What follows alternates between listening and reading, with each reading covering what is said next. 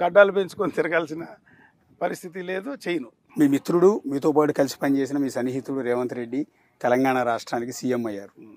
10 ఏళ్ల పాటు పరిపాలించిన కేసీఆర్ను కాదని ప్రజలు కాంగ్రెస్ పట్టం కడితే కాంగ్రెస్ పార్టీ ఆయన్ని సీఎంగా స్థానంలో కూర్చోబెట్టింది. ఎలా ఫీల్ అవుతున్నారు మీరు? రేవంత్ రెడ్డి 2009 ఎన్నికల తర్వాత మేమిద్దరం కూర్చొని మాట్లాడేవాళ్ళం. ఈ రాజశేఖర రెడ్డి హౌస్ లేకపోతే ఇతను పోరు భరించలేక మేమిద్దరం హౌస్కు కౌన్సిల్కు మధ్యలో కూర్చునేవాళ్ళం. ఆ రోజు స్టేట్ డివిజన్ ఇష్యూ వచ్చినప్పుడు నాకు చాలా సందర్భాల్లో ఈ రాష్ట్రం విభజన జరుగుతుంది అని అంటాడు. ఈ రాష్ట్ర విభజన జరగదంట. నేను ఈ రాష్ట్రానికి నేను ఎప్పుడో ఒకసారి ముఖ్యమంత్రి అవుతాను చూసుకో అంటాడు.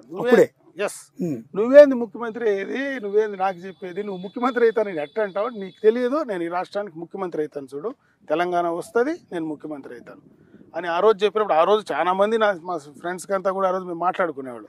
ఏంది ముఖ్యమంత్రి అవుతానంటా ఉన్నాడు, ఏంది పిచ్చి పట్టింది అని. ఈరోజు చూస్తే నిజంగా ముఖ్యమంత్రి అయినాడు. మనస్ఫూర్తిగా కూడా ఆయనకు సంతోషం, శుభాకాంక్షలు తెలియజేసుకుంటున్నాడు. ఎందుకంటే కలిసి ఉన్నోళ్ళం, చాలా సంవత్సరాలు ఒక చోట ఉండి రాజకీయాలు చేసిన వాళ్ళం.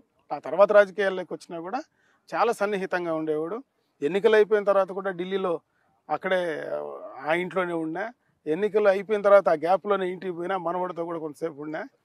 అయినా ఆ రోజుకి ఆయన ముఖ్యమంత్రి అయినప్పటికీ ముఖ్యమంత్రిగా ఆయనకు మధ్యలోకి ఆయనలో ఎక్కడ మార్పు అయితే నాకు కనపడలేదు. క్లియర్ కట్గా ఆ రోజు ఎట్లున్నాడో ఈ రోజు కూడా అట్లే అనిపిస్తున్నాడు. పరిపాలన ఎట్లా ఉంది సార్? చూసుంటారు నెల రోజుల పైన. పరిపాలన నాకు అనిపిస్తుంది చాలా బాగా చేయగలడని. ఎందుకంటే అతనికి శక్తి ఉంది, చేయగలడు, తెలివైనవాడు, ధైర్యవంతుడు, అన్నీ ఉన్నాయి కాబట్టి ఖచ్చితంగా చేయగలడు. అతను ప్రూవ్ చేసుకోగలడు. కొన్ని రోజుల పాటు ఆ రాష్ట్రాన్ని పాలించేటువంటి పరిస్థితి ఆయనలో నాకు కనపడతా ఉంది. ఆ రకంగా ఇవ్వాలని నేను భగవంతుని కూడా కోరుకుంటున్నాను. All the best sir. All the best Amarnath Reddy గారు. ఇది పలమనేరు టీడీపీ అభ్యర్థి మాజీ మంత్రి అమర్నాథ్ రెడ్డితో నేను ఎమ్మెల్యే.